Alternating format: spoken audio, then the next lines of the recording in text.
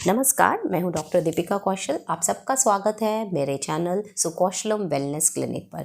मैं हूं एक होम्योपैथिक डॉक्टर, क्लिनिकल न्यूट्रिशनिस्ट और एक योगा टीचर। आज हम बात करेंगे पोस्चर के बारे में। कल हमने एंजाइटी और स्ट्रेस की बात की थी, आज हम बात करेंगे पोस्चर, जो कि बहुत इंपॉर्टेंट पार्ट है जब भी हम एग्ज़ाम्स की तैयारी करते हैं। आपको एक चीज़ का ध्यान रखना है, जब हम पोस्चर बोलते हैं, पोस्चर का मतलब होता है एक स्थिति, एक मुद्रा जिसमें हम अपने बॉडी को कैरी करते हैं। पोस्चर डायनामिक भी हो सकता है जब बॉडी मूव करती है, पोस्चर स्टैटिक भी हो सकता है जब हम स्थिर होते हैं। अब पोस्चर की जब भी बात की जाती है, हमारी बैकबोन का बहुत इंपॉर्टेंट रोल होता है। जो हमारी बैकबोन है उसको मेरुदंड कहा जाता है और लंबर प्लेक्सस के एरिया को हम लोग मूलाधार चक्र बोलते हैं। इसीलिए योगा में सबको बार बार सीधे बैठने के लिए बोला जाता है। जब भी आप अपना पढ़ाई का टेबल देखेंगे, उसको कैसे जज करना है, आप उसका हाइट, जब भी आप काम करें उसका हाइट चेक कीजिए। अगर आपके हाथ स्टैंडर्ड से ऊपर जा रहे हैं तो ये आपके नेक मसल्स को बहुत स्ट्रेन करेगा। अगर आपका टेबल नीचे है और अगर आपको झुकना पड़ रहा है तो ये आपकी लोअर बैक को बहुत स्ट्रेन करेगा।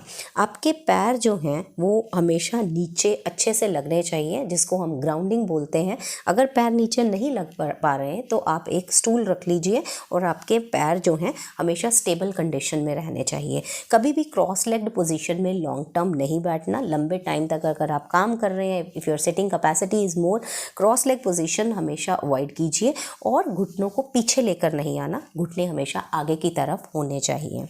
कुछ आपको टिप्स दूंगी आपकी जो इस एरिया की स्टिफनेस है उसको कम करने के लिए। आपको ताड़ासन कल मैंने बताया था, ताड़ासन स्ट्रेच भी सर्वाइकल के लिए बहुत अच्छा है।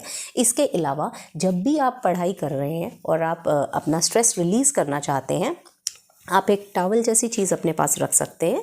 कोई भी ऐसा कपड़ा टॉवल जैसा, उसको आप पकड़िए और दूसरे हाथ से ऐसे लेते हुए इसको आपने मैक्सिमम ट्राई करना है स्ट्रेच करने का। स्ट्रेच करते हुए एक बात का ध्यान रखना है कि आपका नेक नीचे ना जाए। अगर आप इस ढंग से स्ट्रेच कर रहे हैं, दिस इज़ नॉट राइट। आपको सीधा देखते हुए स्ट्रेच करना है और हाथों को ट्राई करना है और भी क्लोज लाने का पीछे से। और आप देखेंगे जैसे ही आपने ये दोनों तरफ किया, आपका काफ़ी स्ट्रेस रिलीज़ हो जाएगा।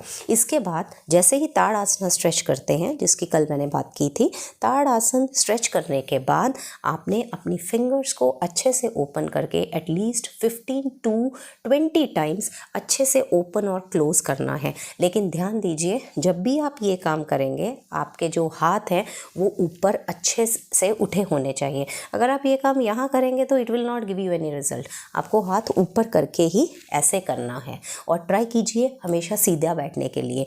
जब भी हम ऑफिस के लोगों की बात करते हैं, उनको बोला जाता है 30 मिनट्स बाद एक ब्रेक लीजिए, लेकिन मुझे लगता है जो पढ़ने वाले बच्चे हैं, जो किसी एग्ज़ाम की तैयारी कर रहे हैं, कई बार उनको टॉपिक में से उठना 30 मिनट्स के बाद उठना पॉसिबल नहीं होता। So please follow all these tips, it will really help all of you. और खाने की अगर बात करें, डाइजेशन के लिए 2 इम्पॉर्टेंट टिप्स आपको दूंगी।